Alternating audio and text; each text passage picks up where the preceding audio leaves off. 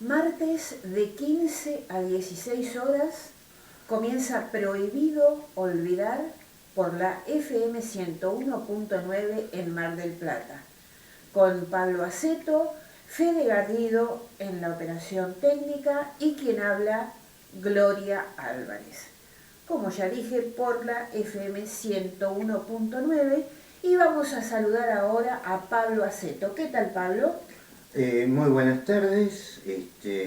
Siempre aclaramos que el programa va grabado, pero como nunca lo nuestro no es la primicia, para la primicia lo tienen a Flaco Ferrari a la mañana, así que lo nuestro es concepto, es analizar noticias, y vaya que hay noticias para analizar.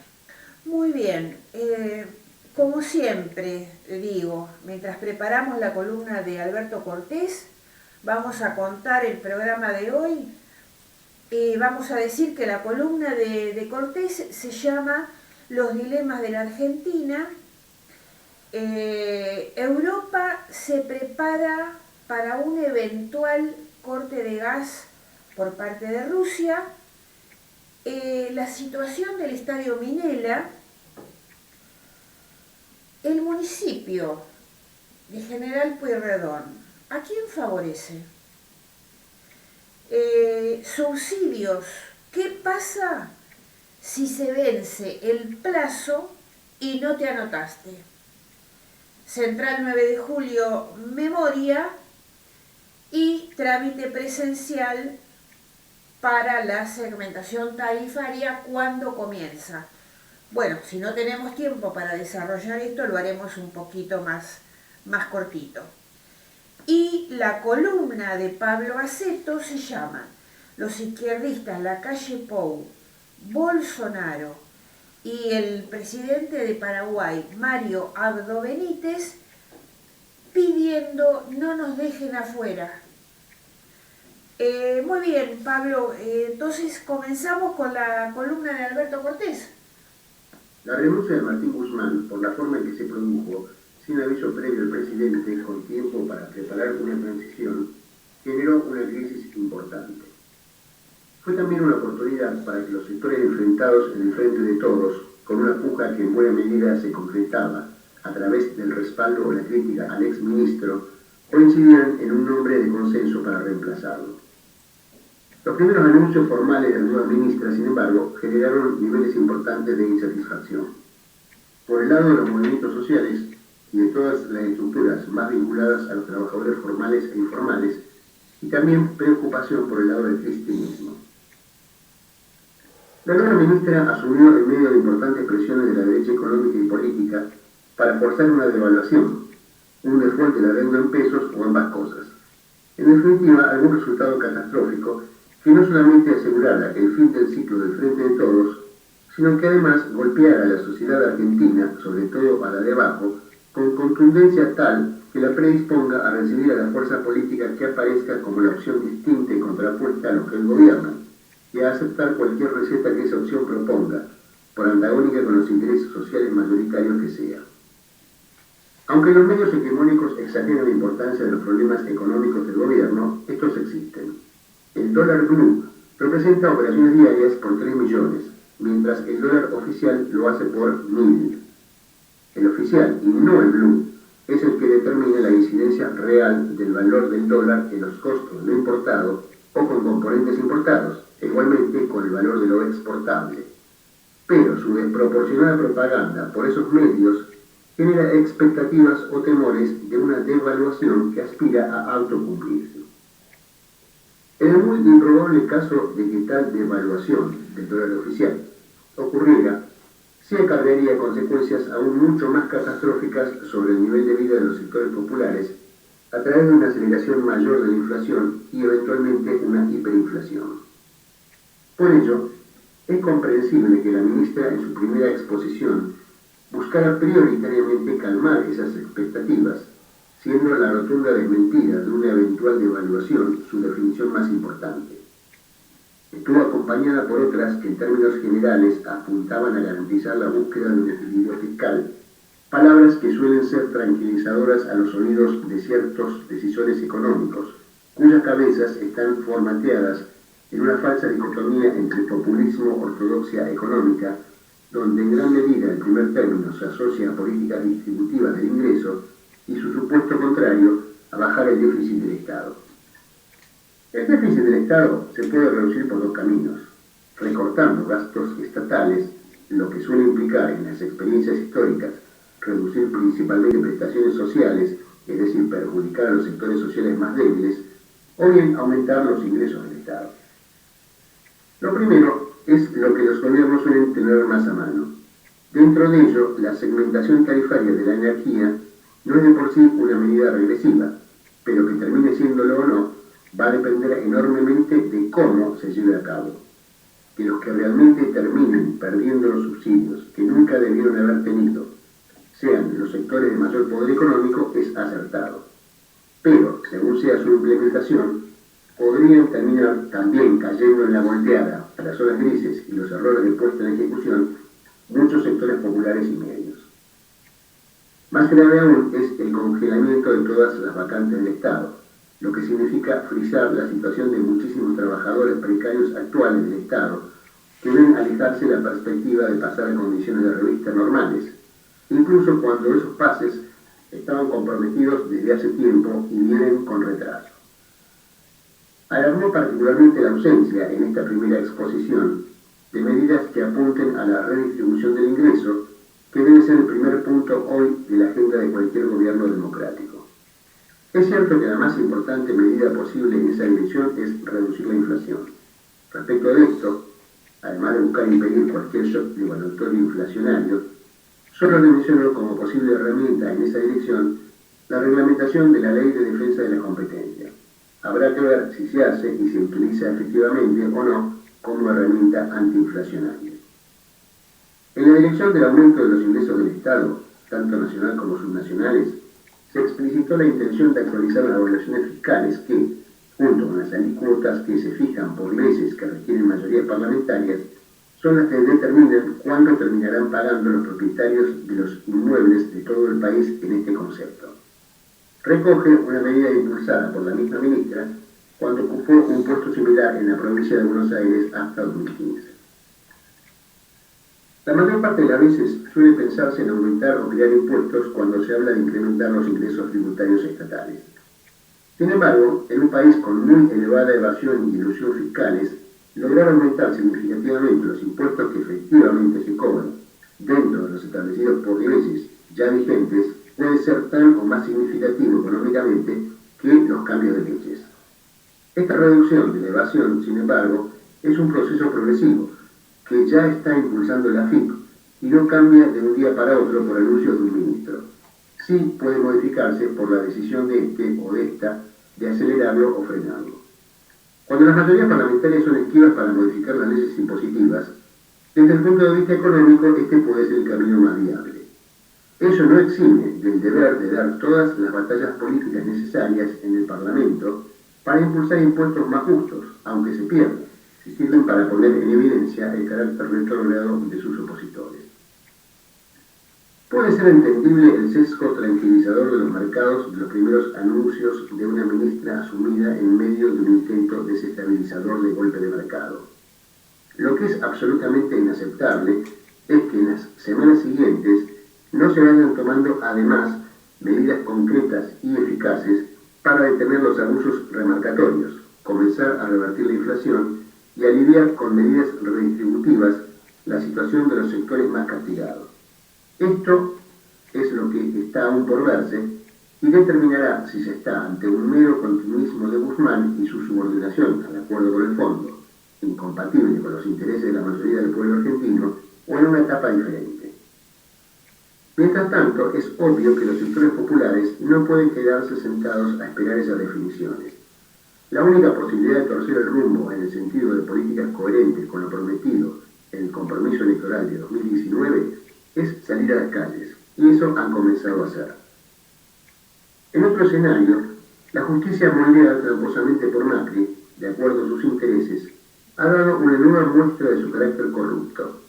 en una causa atiborrada de pruebas que demuestran el espionaje ilegal ordenado por el expresidente a los familiares de los 44 submarinistas muertos por la desidia de su gobierno, 3 jueces puestos por el macrismo, 2 de ellos a dedo, después de presionar y correr a sus ocupantes anteriores en esos cargos, acaban de desprocesar a Macri y demás delincuentes involucrados.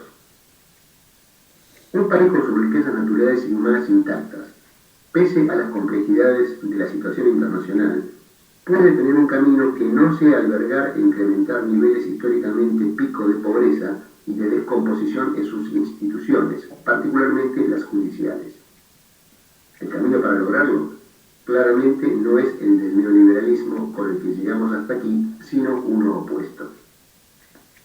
Europa se prepara para un eventual corte de gas por parte de Rusia, con proyecciones de un invierno difícil por la falta de gas proveniente de Rusia.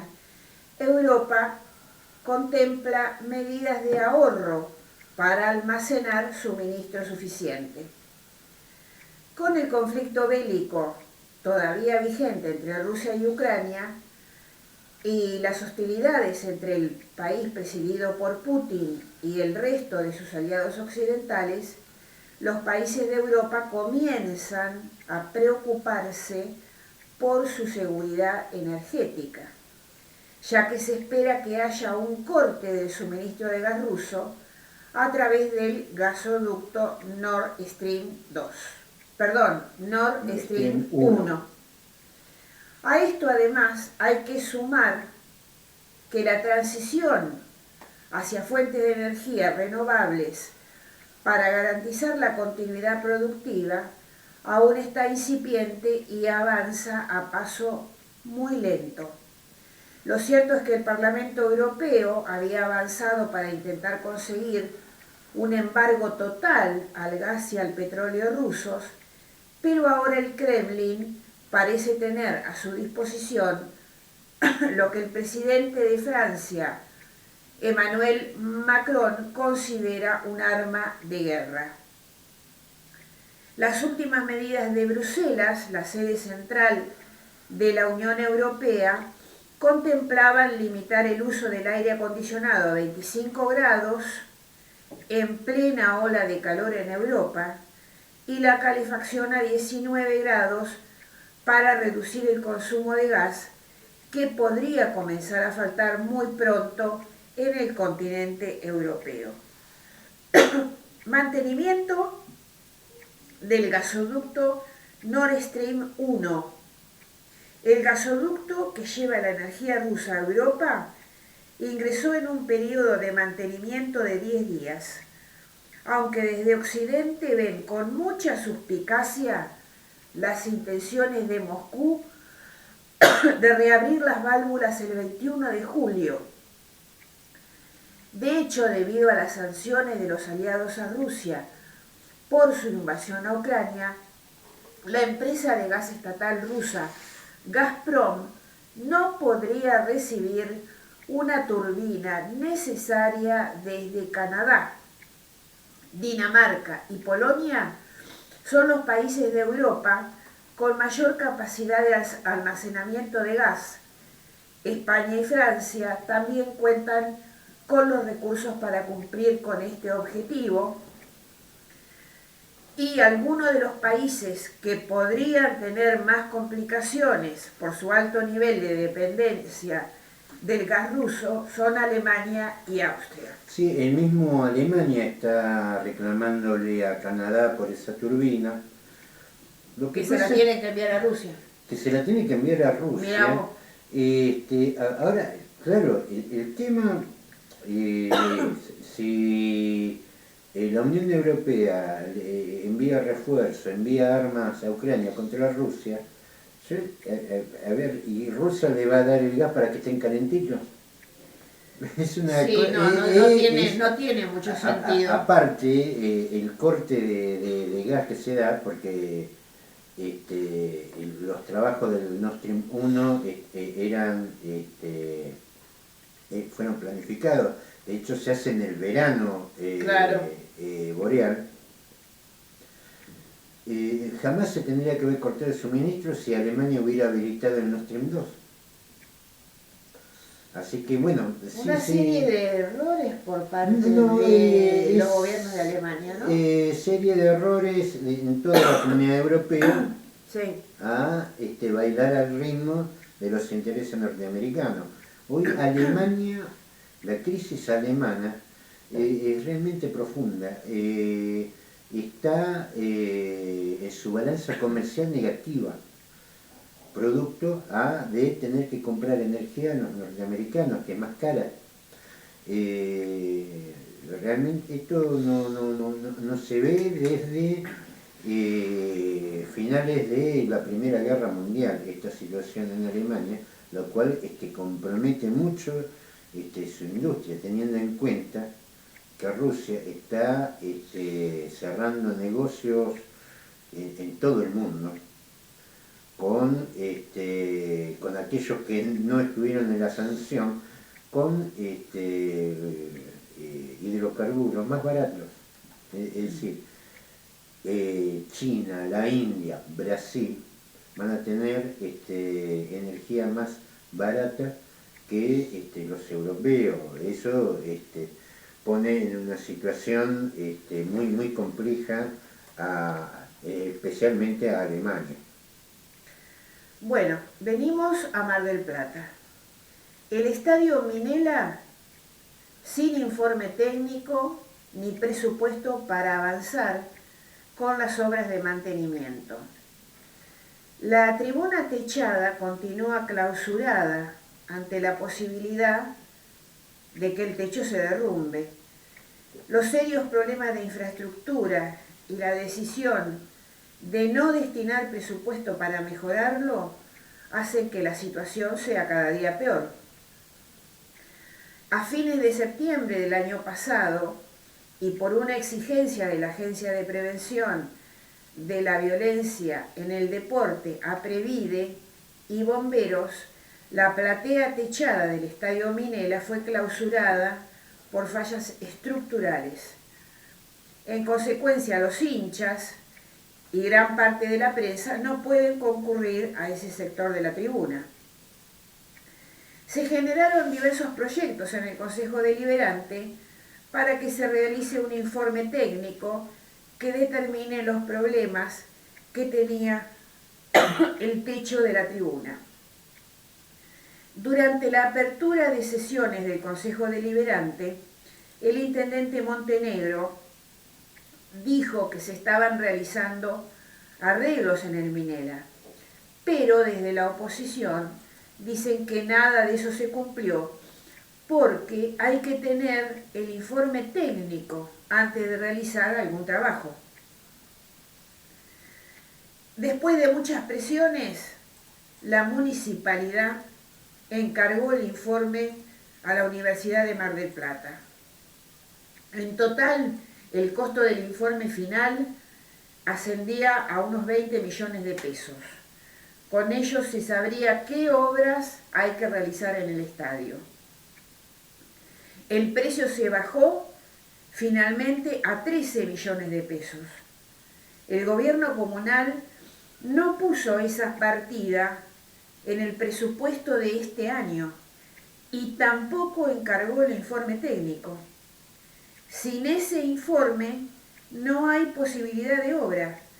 Recién cuando esté ese bendito informe, provincia y nación pueden intervenir. Yo la verdad no entiendo muy bien esto. Los tensores, Sí.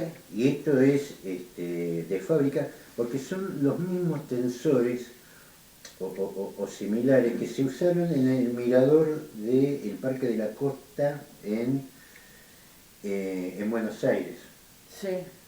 Van a ver una gran torre con una especie de plato volador ahí sostenido por tensores del mismo tipo que el que tiene el Estadio Minela, con una diferencia que el eje en donde se sostiene la estructura se sostiene sobre la torre. los tensores lo que hacen es el equilibrio. El eje gravitacional de la estructura está sobre una torre de hormigón. El caso de el techo de Menela, el eje gravitacional no tiene sostén abajo, lo sostienen los tensores. Los tensores de fábrica tienen 30 años de vida útil.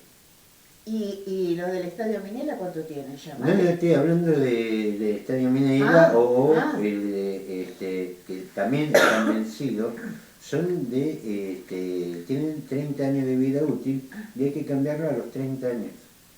Pero ya pasaron entonces. No, y es del año 78, claro. Estamos hablando de 44 años. Claro.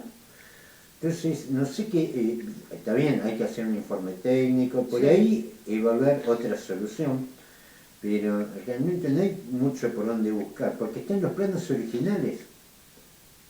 Vos en los planos originales, vos sabés que los tensores los tenés que cambiar cada 30 años. No es tu tía, tienen 44. No será el único problema, el de las torres es un problema, todo eso. Ahora, lo del techo del Minela, en realidad, se tendría que haber prohibido el acceso de público al cumplirse los 30 años, porque ya a partir de los 30 años ya ahí estás regalando, ya estás dependiendo de la suerte. Ya está a 44 años que está colocado ahí, se va a caer. Es física. Vencieron la vida útil de esos sensores, que son 4. Van a tener que buscar más que un informe de cómo está, porque ya sabemos cómo está, y está como tiene que estar, porque originalmente se planificó así.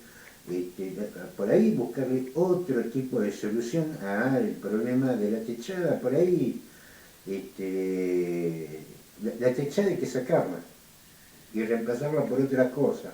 ¿Sacarle el techo de Sí, sí, no hay otra posibilidad si no se puede reemplazar los tensores. Así que me parece que estamos dando mucha vuelta y a ver, si eso venció hace 30 años, si hace 44 años están las torres. Lo que yo no sé si Montenegro sabe eso. No, evidentemente, a ver, él lo agarró en el año 40, es decir, 10 años antes, esto tendría que haber estado resuelto. Sí, bueno. Hubo otros intendentes antes, ninguno le dio bolilla. Pero yo te estoy diciendo, son 30 años la vida útil, vos ya en el año 25 ya tenés que ir planificando, armando el presupuesto para cuando se cumplan los 30 años ya estén los tensores nuevos. No es solamente acá en Montenegro es un eslabón más. Lo que pasa es que ya está a punto terminal esto. De esto están responsables. Bueno, esto se venció durante, y lo digo porque eso lo dije en su momento, cuando estaba Gustavo Pulti, claro. Porque se venció durante el gobierno de Gustavo Pulti, que era una obra que se tendría que haber empezado a planificar ya en la época de Katz. Ninguno hizo nada, ninguno hizo absolutamente nada. Y eso va a pasar lo que tiene que pasar, no va a pasar una cosa distinta. Los tensores están vencidos. Está en muchos aspectos deteriorado el estadio, porque cuando vienen los periodistas en el verano a transmitir fútbol, y esto pasó, si no me equivoco, no había ascensores. En el verano pasado se quejaban los periodistas hasta de la poca iluminación que tiene el estadio. Bueno, lo hemos escuchado a Pelú hablando de también, la falta de ascensores, que había personas que tenían dificultades de movilidad y no había ascensor. Tampoco estamos hablando de una tecnología de punta, un ascensor estamos hablando, pero bueno, a ver, el deterioro del estadio mundialista responde también al deterioro generalizado de la ciudad, no es solamente Sí, no el es solamente estadio, el estadio, hay un deterioro en todas partes. en toda Sí, la sí. infraestructura, más allá de que algunas obras se han hecho, no lo voy a negar, pero realmente vamos a ver qué solución le quieren dar el tema. Yo ya creo que hay que, a ver, estamos hablando de un estadio. Si vos me preguntás sobre salud pública, educación pública, esto, bueno, yo estoy de acuerdo con ciertas cosas. Ahora, un estadio de fútbol, a ver, yo no sé hasta qué hora quién se va a hacer cargo de eso, ¿no? Porque eso no está ni para privatizar. Claro. Porque Y ¿quién se va a hacer cargo? en el verano, cuando había partidos, Pablo, también es un atractivo turístico. Bueno, ya esos partidos ya no están más. Claro, no están más. Ya no están más, ya están en Santiago del Estero. Y debo reconocer mi error cuando critiqué a los santiagueños por el estadio que hicieron, y ahora resulta que son los receptores del turismo interno gracias a ese estadio. Claro, Entonces, o sea, es importante para, vos dirás, un estadio, bueno, un estadio, mejor arreglar escuelas. No, pero el estadio también atrae turismo. Atrae turismo, claro. Mueve la economía, y hoy Santiago del Estero, cualquier provincia argentina está en condiciones de tener lo que históricamente fue de Mar del Plata. Sí. Lo que los torneos de verano. Los torneos de verano que se jugaban en la cancha, originalmente la cancha de Club Quilmes, ahí donde ahora hay una plaza, y que después durante mucho tiempo se jugó en el Estadio General San Martín y después en el Estadio Mundialista. Yo he ido a ver partidos de eso. Todo eso se ha perdido. Sí, lamentable. Lamentable. Muy bien, seguimos acá en Mar del Plata, porque el municipio no quiere que se dé a difusión a esta situación que vamos a comentar ahora. ¿Qué pasó? Fabián, una persona en situación de calle, que era cuidacoche en la Plaza Rocha, murió a principio de mes en el hospital regional producto de una hipotermia. La noticia que se conoció la semana pasada fue contada por muy escasos medios y el municipio, una vez más, miró para otro lado.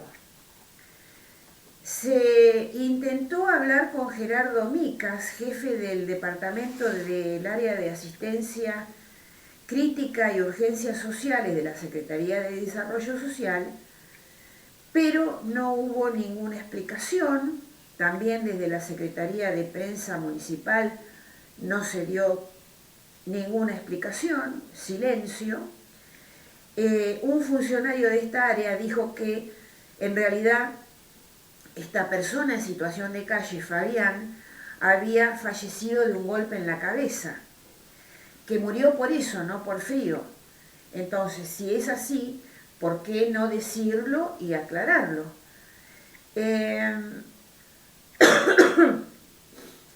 Muy bien, hemos comentado varias situaciones acá en el programa con respecto al municipio.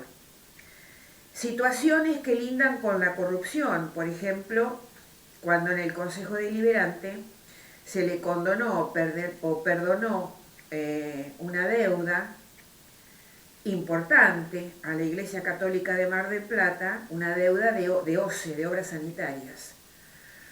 Entonces, varias contribuyentes o instituciones comenzaron a solicitar el mismo beneficio, lógicamente, porque todos deberíamos pedir lo mismo. Las instituciones hablan de cómo los afectó la pandemia. Bueno, a todos nos afectó la pandemia. También tocamos en este programa el tema de que la cooperativa Cura reclama mantenimiento. Mantenimiento en una cinta de elevación, porque hay dos cintas de elevación. eh, tienen reducido el trabajo, son menos las personas que pueden trabajar. Y la entrega de ropa de trabajo, que son zapatos y campera de abrigo. Bueno, esta noticia la dimos hace más o menos 15 o 20 días. Creo que esto, intenté averiguarlo, pero creo que esto no se solucionó. Son temas distintos, pero hablan de falta de comunicación, no hay explicaciones, injusticias porque se perdonan deuda por un lado, deudas por un lado, y por otro lado no se estaría entregando elementos de trabajo a la cooperativa Cura que realmente lo necesitan. Y es una institución que depende del municipio.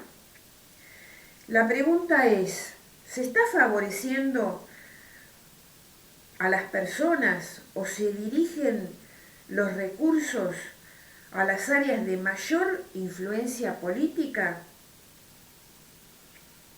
Hagámonos todos esa pregunta.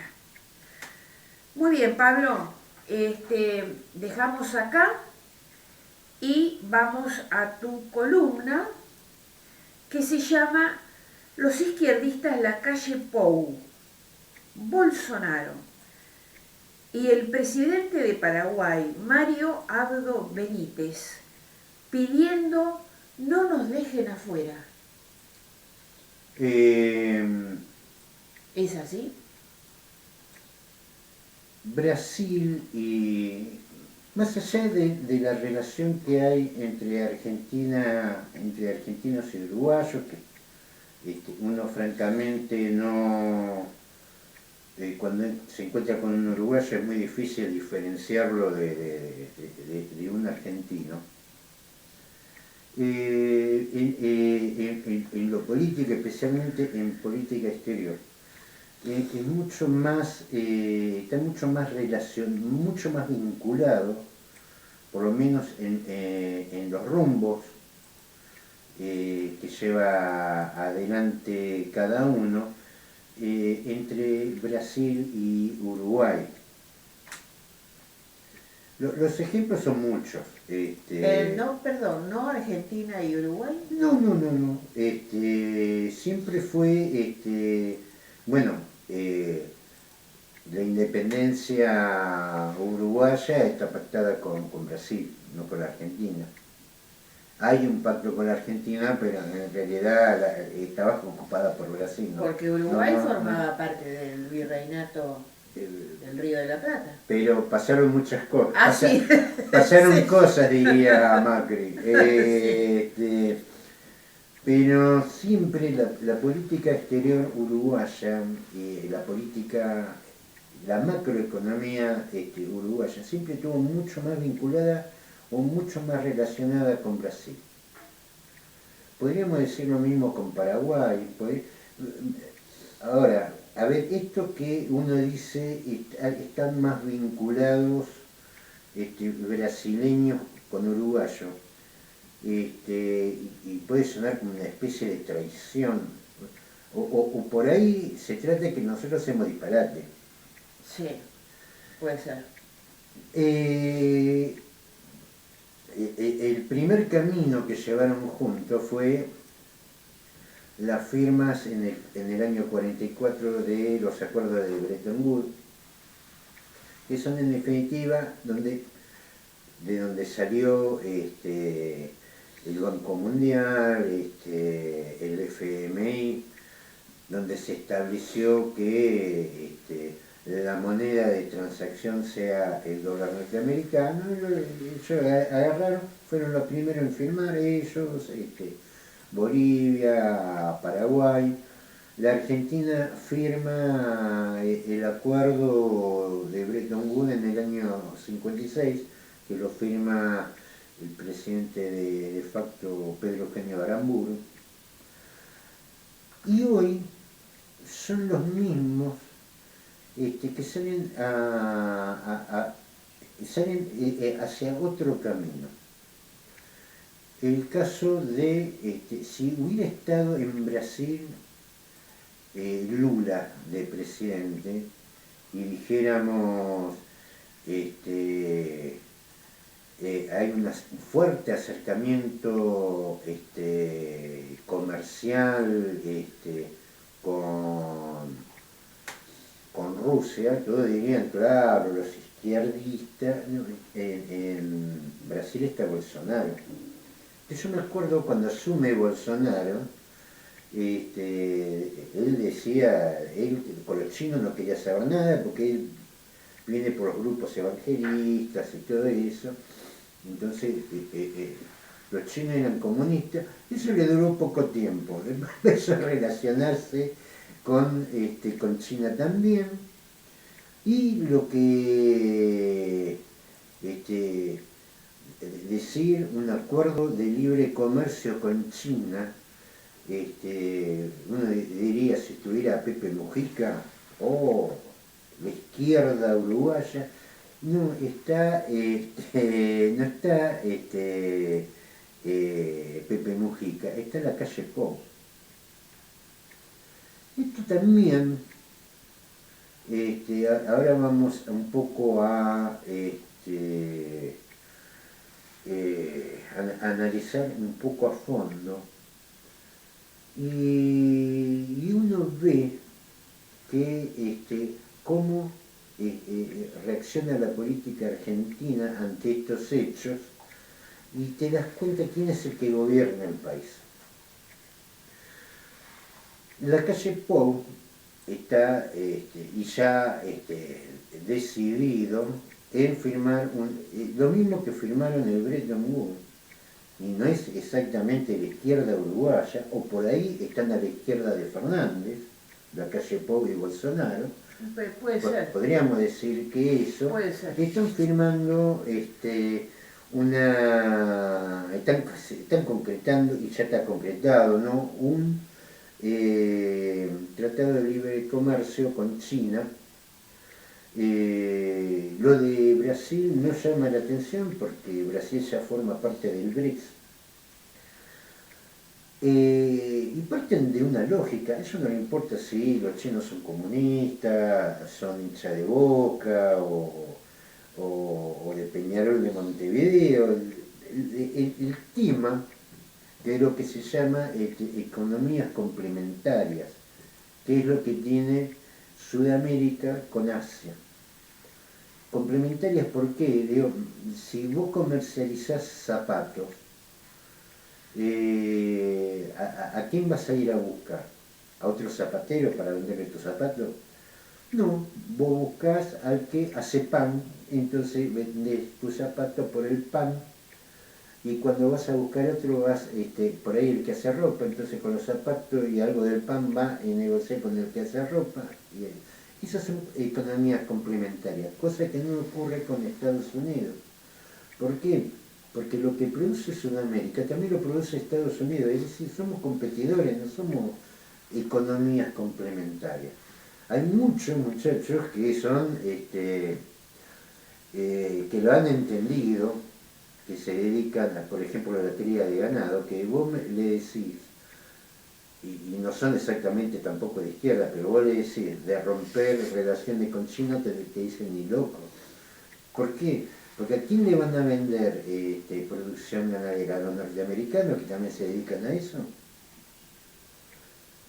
No, se lo van a vender justamente a la economía que es complementaria, que te compra los productos primarios y que por otro lado te devuelve en su comercialización una industria que por ahí nosotros no tenemos.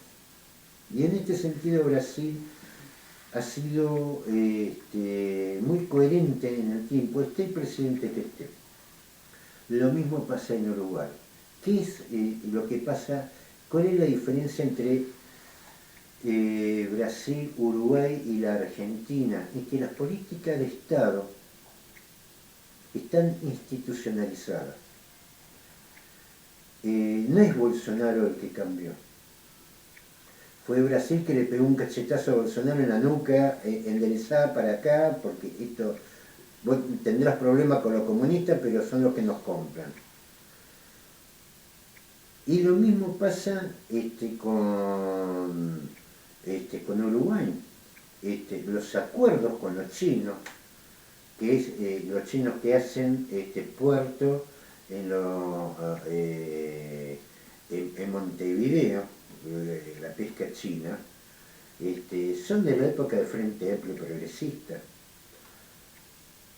Este acuerdo con China, ¿vieron a alguien de la oposición salir en contra? ¿A Pepe Mujica? Ninguno. No, porque yo creo que, como vos decís, en el caso de Brasil y de Uruguay, primero está el país. Primero está el país. Entonces avanza y en ese avance, por ejemplo, lo que ha conseguido Brasil es la provisión de crudo más económico. Brasil tiene su suerte echada en el BRICS, pero no con Bolsonaro, desde antes de Bolsonaro, con Lula. Y cuando venga Lula va a seguir haciendo lo mismo. Hará lo mismo. Va a seguir haciendo lo mismo. Si sigue Bolsonaro va a seguir haciendo lo mismo, y si viene un tercero va a seguir haciendo lo mismo, porque las políticas están institucionalizadas. Y saben a dónde quieren ir. Tomaron su decisión, no les favoreció mucho el Bettencourt, pero vamos por este lado porque por otro lado no podemos ir.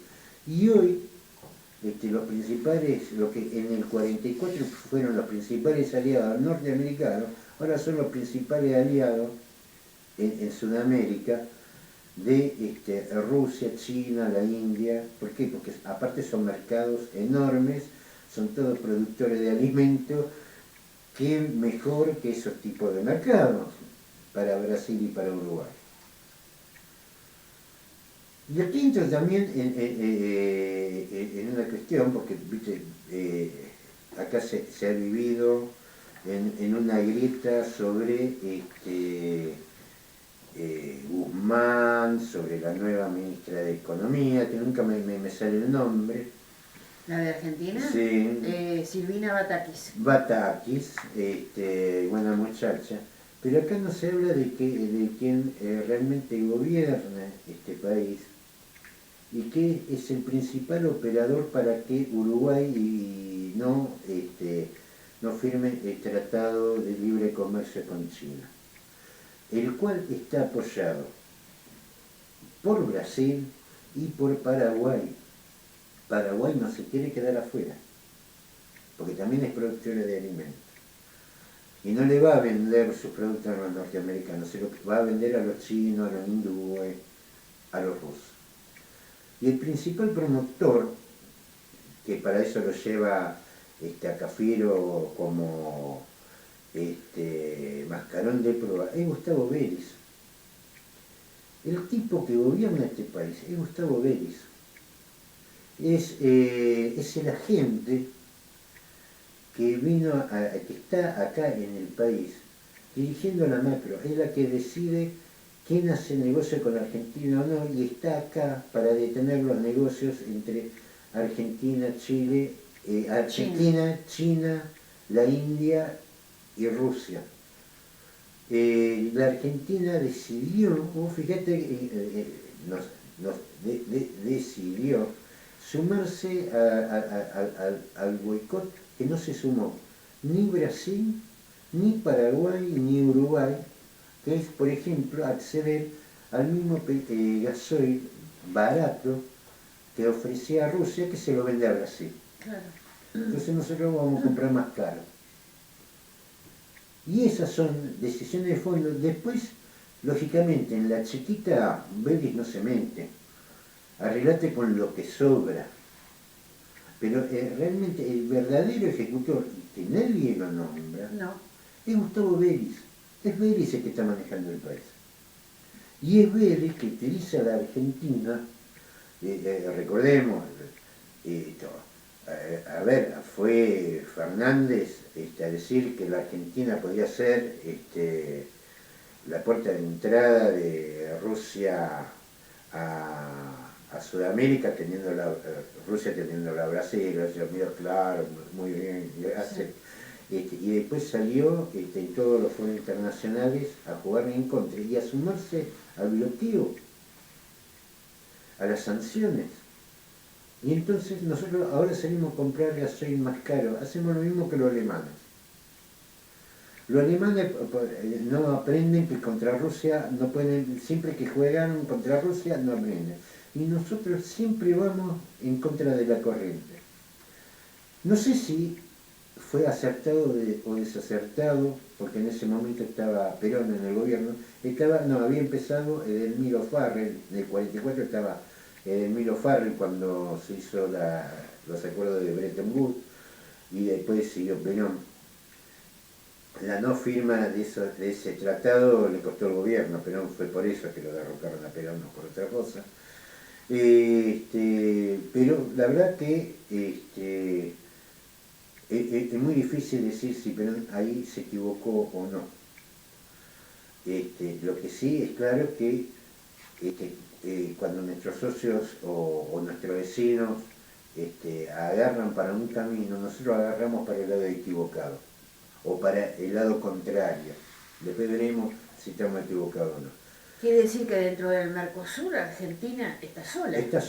Está sola y el Mercosur a punto de fracturarse porque Uruguay no va a sacrificar un acuerdo con un gigante que pide comida y que te da tecnología porque Alberto Fernández te contra. Y estamos hablando de una Uruguay unida porque mucho hizo el Pepe Mujica por sostener el Mercosur. Y ahora vos lo ves al tipo y está calladito la boca, está ahí, y es un líder político de la oposición. No se ve grandes, tampoco uno le escucha a Lula rasgarse las vestiduras porque Bolsonaro está arreglando con Rusia. Claramente la Argentina se ha convertido en el mascarón de proa, y el capitán de ese mascarón de proa que hunde a la Argentina y que define las políticas de la Argentina es Gustavo Vélez. Ahí está el problema de fondo.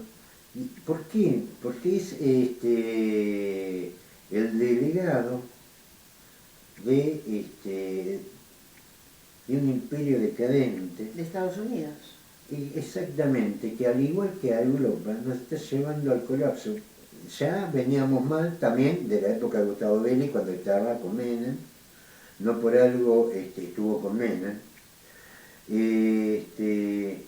Y hoy es el mismo capitán que nos está llevando a esto que hasta incluso nos pone enfrentado a Brasil, a Paraguay y a Uruguay. Ni hablemos de Bolivia. Ustedes fíjense, la historia ha jugado casi como paso de parodia, que sea Bolsonaro y la calle Pou lo que en definitiva avancen sobre lo que ya estaba las cartas echadas. Porque si hubiera estado Lula da Silva o si hubiera estado Pepe Mujica en el gobierno, uno diría, bueno, esta es la izquierda, que se van con los comunistas. No, esto no es la izquierda. Vos fíjate que ya en ningún medio argentino que se la pasaban alabándolo a la calle Pou, ahora ya no lo nombran. ¿Por qué? Porque la calle Pou está arreglando con los chinos comunistas. Y está marcando, ¿qué está marcando?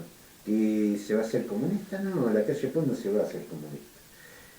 Ningún Uruguay, Mujica tampoco se va a hacer comunista. Hace negocios para su país, para favorecer su país. Es decir, no deja de ser una visión de aquellos gobiernos que en definitiva defienden el interés nacional. Claro. Por otro lado, lo tenemos a Santiaguito Cafiero, impulsado por Gustavo Vélez, para que produzca una fractura en el Mercosur y hasta amenazan a echar a Uruguay del Mercosur. Si Uruguay se tiene que ir, se va a ir con Brasil y se va a ir con Paraguay. Vamos a quedar nosotros con los dueños del Mercosur. Con nuestras miserias. Con nuestras pobrezas, en vez de tomar el mismo camino, porque son economías complementarias. Los productores de alimentos y los consumidores de alimentos son economías complementarias. No, seguimos marcando el camino que, como toda colonia, no deja de ser de decadencia. Bueno, con los subsidios, ¿qué pasa si se vence el plazo y no te anotaste?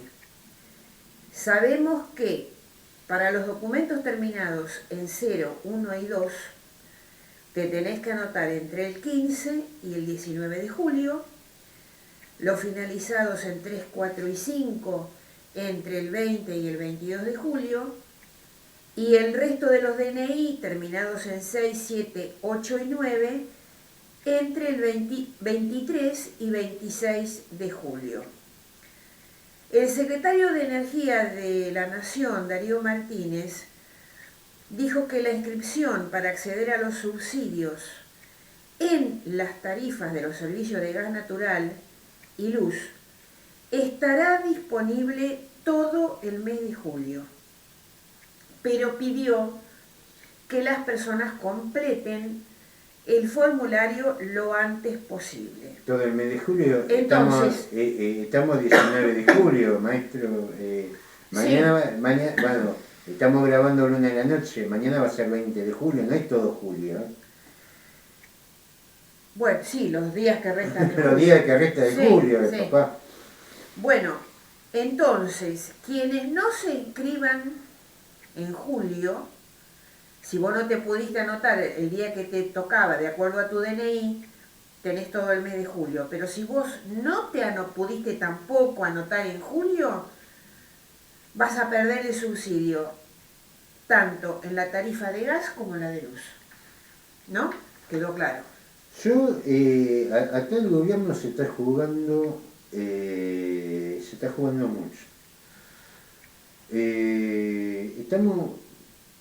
A ver, esto empezó a trabajarse el viernes pasado. Sí, muy poco tiempo. Muy poco tiempo. Venían desde el principio de año. Los problemas internos que tenga, problema de ellos de los problemas internos, ¿viste? Porque ya a esta altura del partido, los problemas internos, arreglátelo, andá. Claro, pero vos pensás que se empezó con esto el viernes pasado. Se empezó el viernes pasado, ya claro. Mañana es 20 y encima es culpa tuya si no llega. ¿Viste? Si alguien está internado, si alguien está con un problema de salud y no tiene... A ver, hay amplias, y estoy hablando de Mar del Plata, por no hablar de la resto del país, hay amplios sectores de la ciudad que no tienen internet. No. Amplios sectores que no tienen conectividad. Entonces, lógicamente, van a tener que pedir un turno. Yo no quiero ser fatalista, pero más vale que esto le salga bien al gobierno. La cosa no está para errarle en esta, porque si en agosto los sectores que uno lo ve ahora, que uno atiende a la gente, que ve que están todos endeudados porque no, viste, los 37.000 mangos de jubilación no llegan ni... No alcanza. No llega ni a una semana, y si vos encima le clavás una tarifa completa de servicio, van a tener, tienen una bomba en la mano. Tienen una bomba en la mano. A mí me hubiera gustado, por ahí, provisoriamente, después seguir avanzando, que utilicen la base de datos del ANSES, que para eso la tienen. Utilizar la base del ANSES y sacar los sueldos como el de Cristina, que cuánto cobra por mes. Casi 4 millones de pesos bueno, por vos, por mes. ejemplo, vos tenés la base de datos de ANSES, vos sabés que a Cristina la tenés que dejar afuera. Claro. Segundo, la tenés que dejar afuera a Macri. Y así sucesivamente, por Exacto. ejemplo, Claro. Eduardo Duhalde, todo eso, vos sabés que a esos subsidios no le tenés que dar. Después manejate con esa base de datos. Manejate con la base de datos. Vos, si a alguien le diste un IFE, por algo se lo diste mal, bueno, mala suerte, la habremos errado en una, en dos. Pero embarcarse en, a ver, estamos día 20, maestra. El día 20, embarcarse a que si no te anotaste te jodés. Para fines de julio.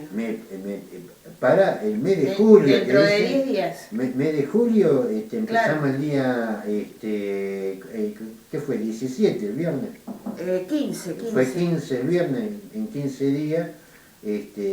No toda la gente tiene conectividad, no toda la gente se sabe manejar por internet y sinceramente la administración del ANSES deja mucho. Y también, claro, te deja podés mucho que atender desear. de forma presencial en ANSES, pero también necesitas un turno. Necesitas un turno y necesitas empleados que ejecuten bien las cosas. Bueno, veremos cómo funciona eso, pero me parece que el gobierno tiene una bomba en la mano, ¿no? Tiene una, me parece que antes que termine el invierno se puede llegar a encontrar con una grave sorpresa. Bueno, un homenaje a las víctimas de la Central 9 de julio. El pasado viernes 15 de julio el sindicato Luz y Fuerza de Mar del Plata realizó un acto homenaje a las víctimas de la tragedia laboral ocurrida el 4 de diciembre de 1981 en la Central 9 de julio de Mar del Plata. Sí, mueren 3 operarios. Claro, ¿qué pasó? A 40 años de aquel trágico hecho, que se llevó la vida de 3 trabajadores, se colocó un señalamiento como sitio de memoria histórica en la Central 9 de julio. El 4 de diciembre de 1981, producto de la irresponsabilidad de las autoridades de la central termoeléctrica del puerto, bajo la administración de la dictadura de aquel momento, los trabajadores Eduardo Oscar Montes, ayudante de 21 años, Ángel Omar Busnelli, medio oficial de 25 años, y José Jerez, capataz de 49, murieron cuando realizaban tareas de mantenimiento en la zona de filtro del canal de enfriamiento de los equipos generadores. Bueno, para ello se realizó este acto, este recordatorio, con testimonios de aquella tragedia, y bueno, se colocaron placas en diferentes sectores de la Central 9 de julio para mantener viva la memoria y para que no vuelva a suceder esto en el futuro. Bueno, Pablo, estamos terminando el programa, nos despedimos como siempre con un tema musical y nos volvemos a encontrar el martes que viene con Prohibido Olvidar. Y el sábado, no olvidarse, 3 para el desayuno, sábado a la mañana. Exacto.